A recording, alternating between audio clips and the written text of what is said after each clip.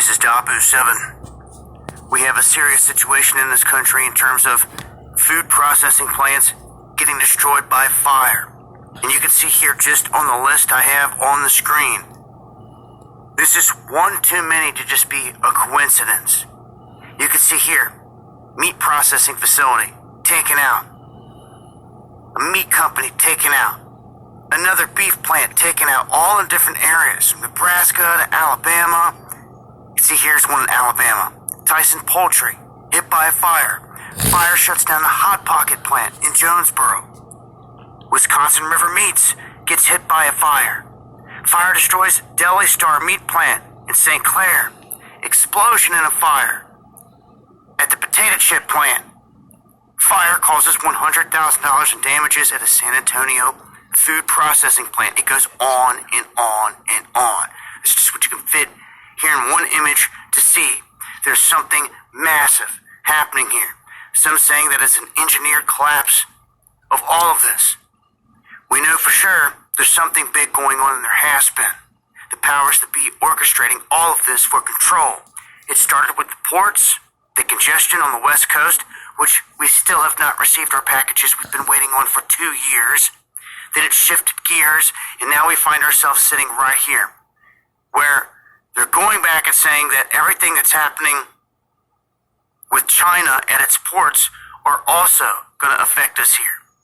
When they look at everything being shipped out of their ports, there's a massive downturn in terms of the freight. And here in America, they're saying that everyone's just leaning on their credit card more and more to survive. They are going to get tapped out here soon, and people are not going to have anything to fall back on.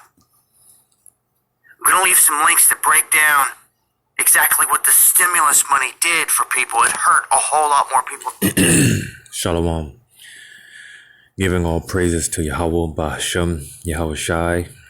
Double honors to the apostles and elders of Great Millstone.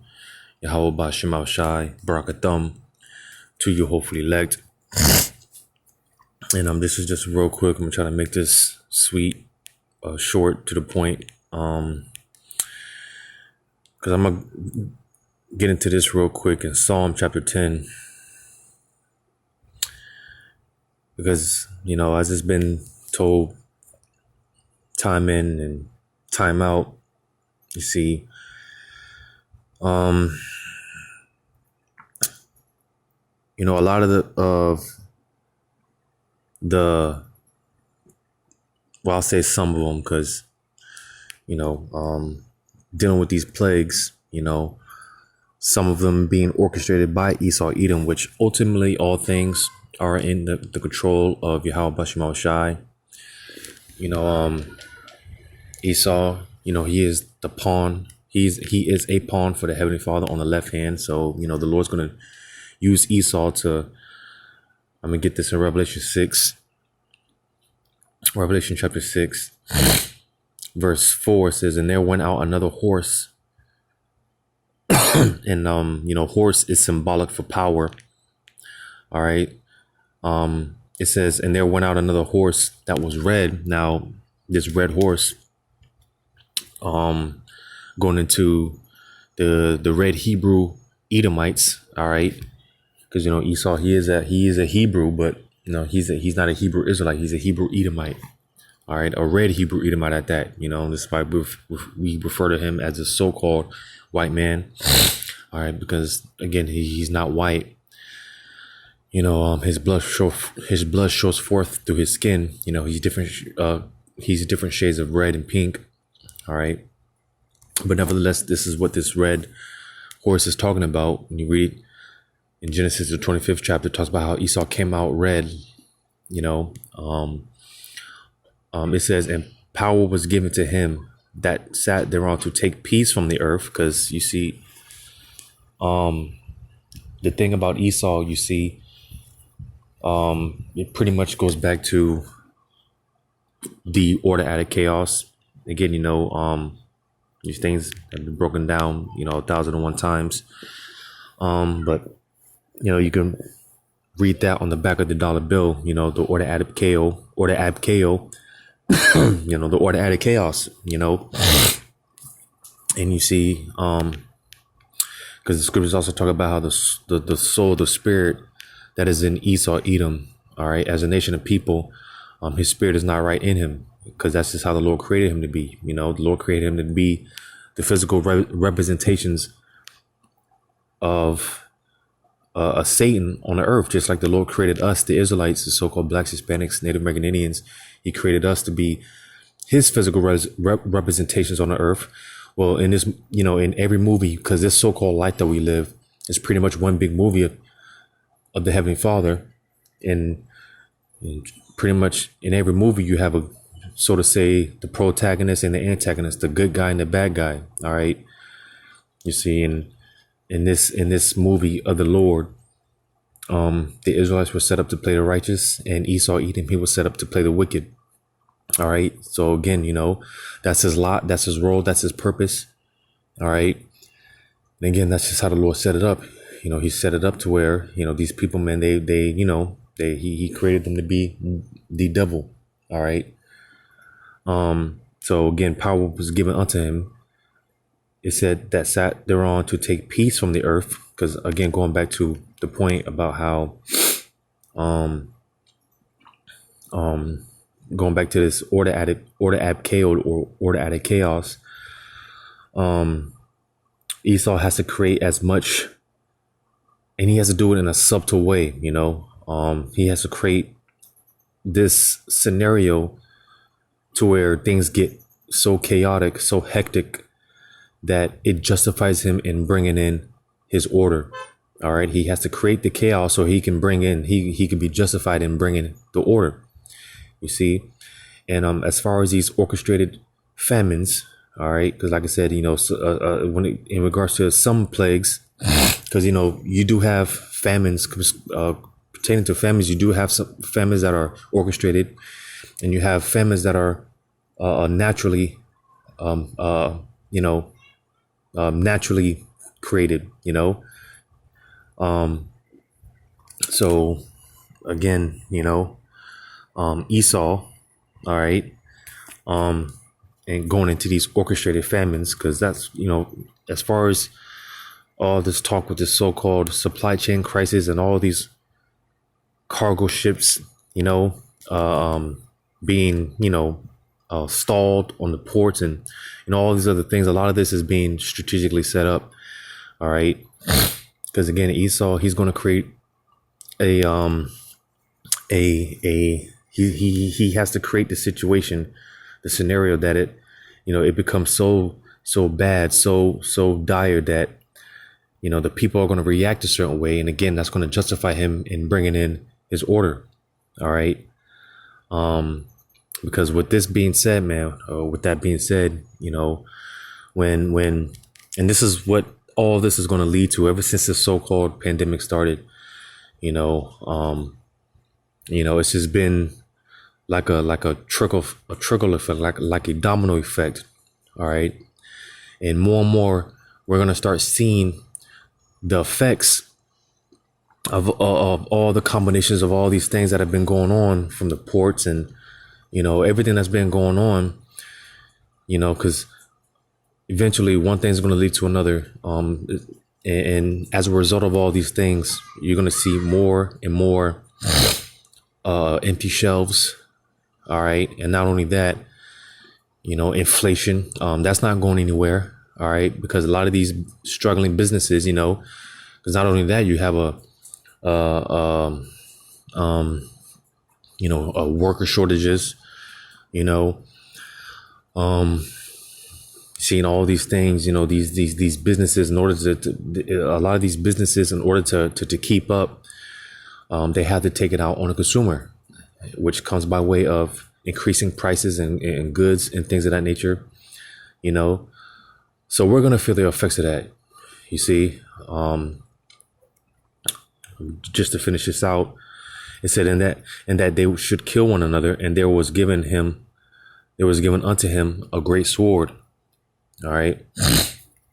You see, because again, when you go back to the history in Genesis, going back to Esau, his blessing that was given to him by Isaac, you know, his blessing being the sword. All right.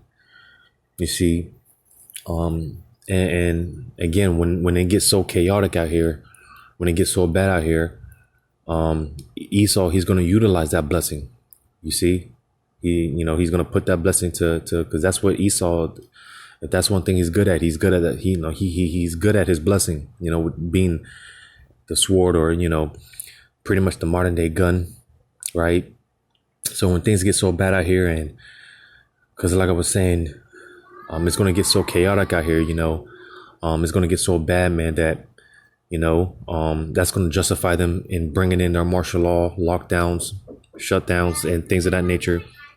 So I just did a video going to what you can expect.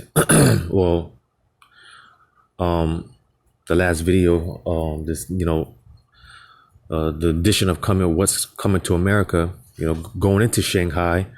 All right. And that's another thing, because matter of fact, I got another video I want to play. I'm not going to play the whole video, but I'll just play some of it. All right. Because again, famines are coming. An orchestrated famine is being set up here. An orchestrated famine is being set up. All right. And not only that, it's going to be something like out of a movie, man. Like what's that one movie called? What's that movie called? Hunger Games. Stuff like that is going to be taking place out here, man. You see, again, when it gets so bad out here, and when people start killing one another because of starvation, and people become delusional, and cannibalism is coming back, but I'm gonna play some of this video here. It says, "Panic at the sea. Nearly 2,000 ships stuck outside ports as container shortage intensified." So I'm gonna play some of this video.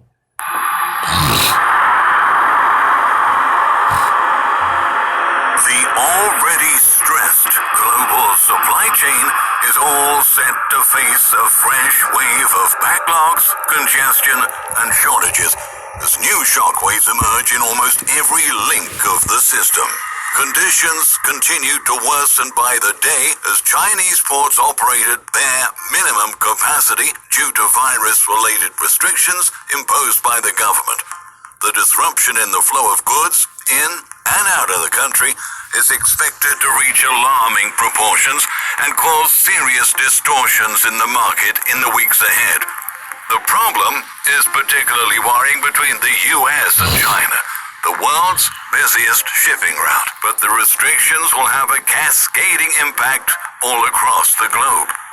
Experts. You see, this is going to be, again, you see, this is why, for the most part, what people don't understand, because, bringing out this type of information, people, they kind of,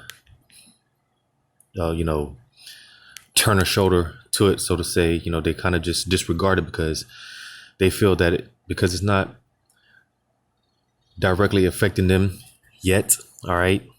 These things more so aren't particularly taking place here in America, which they are. It's just not, to that,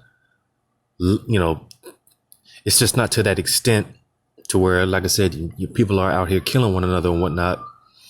But nevertheless, just because it's not directly affecting them yet, talking about these Americans, like I said, they kind of turn to cheat. They don't really care. But again, what people fail to understand is all these things, some way, shape, form, or fashion, it's eventually we're going to start seeing the effects of these things, and not just here in America, but the world. Because the world is pretty much one big, it's like one big, how do I say this? Pretty much the world is like one big link. All right. And if you disrupt one of the chains to that link, then it can disrupt the whole operation. That's kind of that's kind of how the world operates, so to say. So again, when something happens in one place, one place across the world, it can affect different nations, across the planet. Because again, the world is pretty much like one big link, and like I said, if you disrupt one of the chains to that link, then it can, disrupt the whole operation. You see, but again, we're gonna start seeing effects of these things very soon, very soon. Experts say that the disruption faced last year will be insignificant compared to what is coming. On top of all that, the US is facing a critical shortage of workers that is threatening to result in more delivery delays, empty shelves, and widespread chaos at key container ports. There's a lot to cover in today's video, but before moving on, please don't forget to leave a thumbs up, subscribe to our channel, and turn on the bell to keep updated with our latest notifications. By now, you probably already know that China is experiencing one of the worst virus outbreaks since the peak of the health crisis back in 2020. Only this time, government-mandated shutdowns and lockdowns are far more strict than they've been before. Authorities have effectively neutered Shanghai, not only a city of 25 million people, but also the world's largest seaport for container traffic. They have also enforced full or partial lockdowns in 23 cities, impacting more than a fifth of the Chinese economy. According to Reuters estimates, at least 373 million people in cities that represent roughly 40% of China's gross domestic product have been affected by the most recent round of lockdowns across the country. This means, from a trade perspective, that it's not just the disruptions in Shanghai wreaking havoc on global markets, since China is home to 7 of the world's top 10 busiest seaports for container traffic. Some of the most important ports for the global shipping community are Ningbo, Shenzhen, Qingdao, and Tianjin, whose operations have been limited over the past month. Even with air and ocean ports open, the length of the shutdown could make this iteration the most significant logistics disruption since the start of the health crisis. The shipping company Freightos highlighted in its latest note to clients, adding that to the Russia and Ukraine crisis, adding that to the heightened inspections along the Texas-Mexico border, and the Mexican trucker blockade. And well, we all know what to expect at this point. More shortages, more bare shelves, and more painful price increases. We make USAA. And that was the point. All right. Again, all in all, this is what we're going to see more of in the very near future. More bare shelves. All right. And a more increase in prices of goods, man, food and essentials, man, you see. And again, a lot of this is being orchestrated by Esau, all right. Because again, he has to create he has to create the situation to where, again, he just bags people into a corner so much that people just they lose their mind, man. They lose their shit. And this is, again, going to justify him in bringing in his order. All right. And from there, Esau, he can have more control. You see, because ultimately, that's what it's about when it comes to these elites. It's about complete control, there's no coincidence. You got these, like Bill Gates buying up all these different farmlands, and like I brought it out with the first video, all these, all of a sudden these factories, going up in flames and, all these other things, man. But, like I said, all in all, ultimately, when it comes to Esau, it's about him, controlling, he pretty much putting everyone, getting everyone out of these, what do you call it? Like the countrysides and things of that nature, and stuffing everyone into the inner cities, and you know, moving everyone into these apartment complexes. It's all about control. It's just easier to control. To trace, track, and monitor, right? Control the food supply, the water supply. It's all about control for Esau. But again, he has to be cunning with it. He has to be he has to go about it, very deceptively. But I'm gonna read this because again, it's when it comes to Esau, it's a matter of cutting off the food supply, the water supply. All right, and that way, pretty much everyone has to come to him, right? Because that's how Esau operates, man. He's gonna attack us where it hurts. He's gonna attack our livelihoods. And that's why I'm going to read Psalm chapter 10. It says the wicked. Now, the wicked is one of the code names for Esau, Edom. All right. And you see, the Bible is it's one big code book. All right. Because if the scriptures if the Lord set it up to where the scriptures were just outright, the white man is the so-called white man is Esau. Babylon is talking about America. If the Lord would just put it, if the Lord set it up to where, the Bible was just plain, all right, then, Esau, he would definitely ban the Bible, so the Bible is one big code book. All right.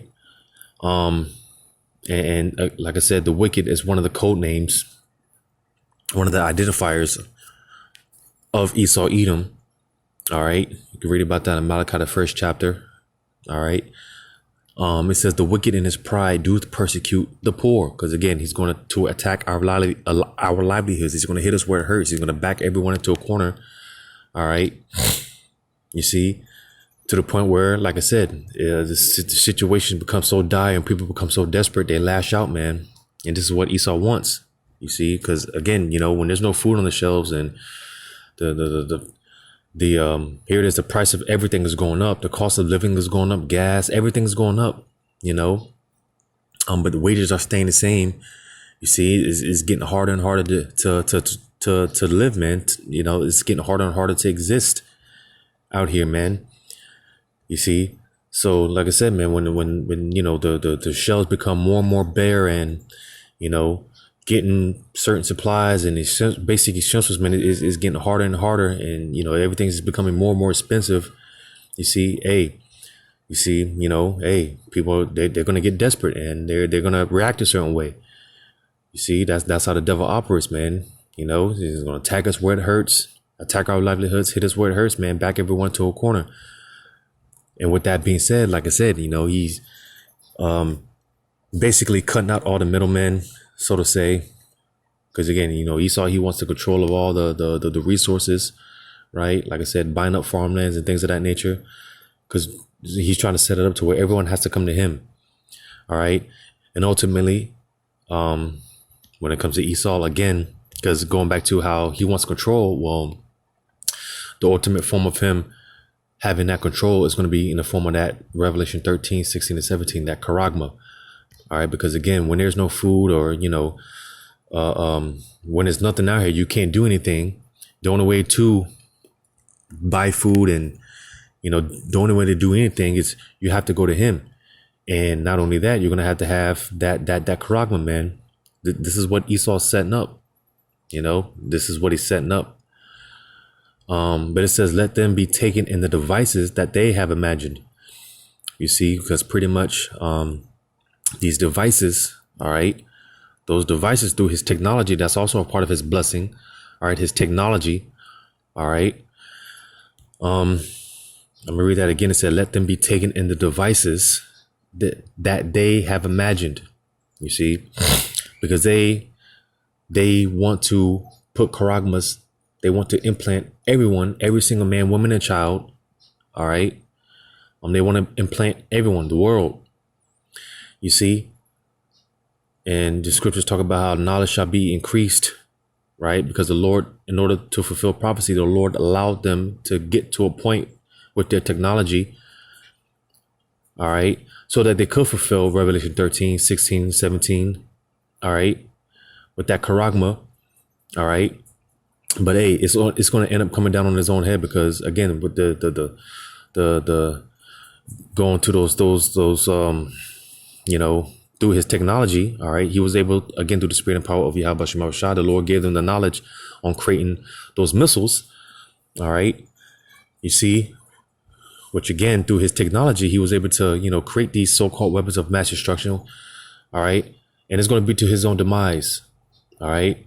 It's going to be to his own demise. So that's why, eventually it's going to be, it's all going to come crashing down on him. It's all going to come crumbling down on him, man. You see, so I'm gonna read that one more time. It says, the wicked in his pride doeth persecute the poor. Now, speaking of, because the poor is talking about the Israelites, the so-called blacks, Hispanics, Native American Indians. We don't have our own land, so to say. We don't have a military. We don't have a standing army. We don't have sovereignty. We don't have nothing. You see, as a matter of fact, part of the curses would be that we would have to, in need of one of all things, we would have to go to the nations. We would have to go to our enemies in need of one of all things, because we don't have nothing. You see, Moab, they have their own land. They even though all these nations, they all report to Esau one way or the other, because he's in control of the earth right now. But nevertheless, even these other nations, they have their own lands. They have their own militaries and stuff like that. But when it comes to the Israelites, we don't have nothing. We don't have nothing. So you see, when it comes to one of the code names for the Israelites, this would be one of the code names for the Israelites. Oftentimes when the scriptures refer to the poor, all right, it's talking about the Israelites. You see, because the ultimate goal is to do away with you Israelites. All right. In Esau's mind, the ultimate goal is to do away with you Israelites, so that Esau can get his birthright back. That's what it's all about at the end of the day. He's trying to get his birthright back. All right. But it says, let them, and that's a different lesson in itself. But it says, let them be taken in the devices that they have imagined. You see, so through his technology, he was able to, that's pretty much what's made him, in the eyes of these people, a god. Because these people, they, all these nations, even 2/3 of our people, they really look at this man as he's God, his technology. Because through his technology, he's going to be able to perform miracles, and, through his sword as well, the blessing of his sword, right? His military, his guns and stuff like that, But nevertheless, all this is going to be to his own demise. Like I said, it's all going to come crashing down on his own head, But nevertheless, the elect, they're going to be taken care of, because I want to read this in Genesis chapter, because again, a famine is coming, man. All right, whether it's orchestrated or whether it's naturally made, natural famine, a famine is coming, right? But nevertheless, the elect are going to be taken care of. I'm going to read this in Genesis 47. I'm going to start at verse 13. It says, and there was no bread in all the land, for the famine was very sore, so that the land of Egypt and all the land of Canaan fainted by reason of famine. Now, when you read that in the NLT, it says, meanwhile, the famine became so severe that all the food was used up, and people were starving throughout the lands of Egypt and Canaan. So again, just imagine, like I said, man, there's this, because some places are going to be worse than others.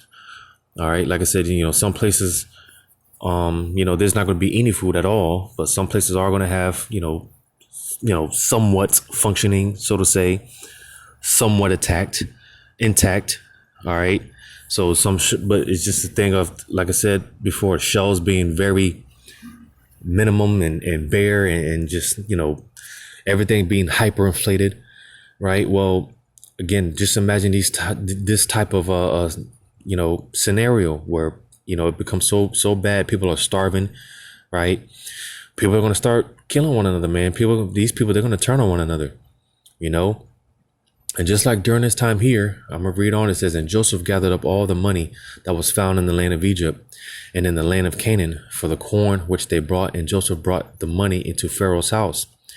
And when money failed, and that's another thing, because, hey, in economy collapse, the dollar is going to collapse, which is also orchestrated because, again, what's going to be the new way of buying and selling is going to be that charagma. You see, but as I've been saying, in order for them to bring in this new system, they had to collapse the old system. You see? So all these guys like Floyd, Floyd Mayweather, he likes to, be on social media, posting all that money, flaunting all that money. All that's not going to mean a damn thing when the money becomes worthless. When the dollar, because the dollar as we speak is currently being devalued. So all that money, which isn't real money anyways, all right, the dollar is not backed by anything. All right, the dollar is further being collapsed because a lot of these nations are moving away from the dollar. All right, which is currently the world reserve. All right, and a lot of these nations are moving away from the dollar. So that's furthering the collapse of the dollar. You see, and again, for the most part, Jake, they don't even know, they don't know about this stuff. They think just because you're still able to go to the club and pop bottles and smoke and, party and bullshit, they think Jake thinks that it's all good when these things are, this shit is coming to an end, man. This shit is crumbling, but nevertheless, the warnings have been going out, and when this time comes and it gets real out here, then again, you Jakes, man, you're gonna be left out there to fend for yourself again, because we're gonna need the spirit of Yahweh Shemel Shai to be with us, because it's gonna be a dog eat dog world. Again, one thing is gonna lead to another, man. It's gonna get so bad out here. Hey, man, we're gonna see mothers eating their own children, man. It's gonna get bad out here, man. But the elect, their head is going to be on their shoulders, and they're going to be all right. So again, it says, and when money failed in the land of Egypt and in the land of Canaan, all the Egyptians came unto Joseph and said, give us bread, for why should we die in thy presence? For the money faileth. Because that's another thing, which this is going on in China. This is going on in Shanghai. A bartering system. You see, because again, when the money fails, then you're gonna have to have some type of bartering system, some type of trading mechanism, And this is what was going on. It says, and Joseph said, give your cattle, and I will give you for your cattle if money fail. And it says, and they brought their cattle unto Joseph, and Joseph gave them bread in exchange for horses, and for the flocks, and for the cattle of herds, and for all the asses. And he fed them with bread all their cattle for that year. You see, so pretty much, because, during this time of famine, Joseph, he kind of like a representation of the elect. How the elect are going to be, because again, during the time of famine, Joseph, he was pretty much taken care of. Everyone came to him. You see, well, in that day, again, when there's no famine, when there's no internet, when there was nothing out here, people are going to be seeking the man of the Lord, man. They're going to be seeking the prophets, but the scripture is going to how wit shall hide itself, man. Again, there's not going to be no internet, people trying to figure out, what's going on, looking for answers, trying to figure out what to do, and this is why the scriptures talk about how the men of the Lord are going to be precious in that day, man. The Israelite man, he's going to be precious in that day, and Israelite man in the truth, he's going to be precious in that day. All right, because we're going to have the answers, and like I said, our head is going to be on our shoulders, man. We're not going to be bugging out like you people out here. The scriptures talk about how during the time of famine, when you people are starving, dying of thirst, the men of the Lord, the hopefully elect men, we're going to be eating, man. We're going to be drinking. We're going to be rejoicing, man. We're going to be laughing at you people. You see, so the elect are going to be taken care of, man, throughout famine, throughout when martial law hits and when all these different plagues hit. All right, the elect are going to be taken care of, But nevertheless, man, I'm gonna go ahead and end it off there. Again, just you got to shed light on these things, man, because It's our job to give warning, to try to, let our people know what's coming, whether they hear or forbear, whether they take heed or not. That's not up to us, but nevertheless, the blood is going to be off our hand, so just wanted to shed some light. It's going to get better, man.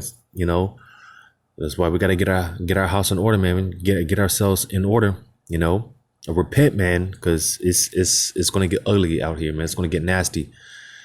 So hopefully this was edifying, giving all praises to Yahweh Bahasham, Yahweh Shai. Double honors to the apostles and elders of Great Millstone. Yahweh Bahasham, Yahweh Shai, Brakathum to you, hopefully elect. Lord's on until next time. Shalom.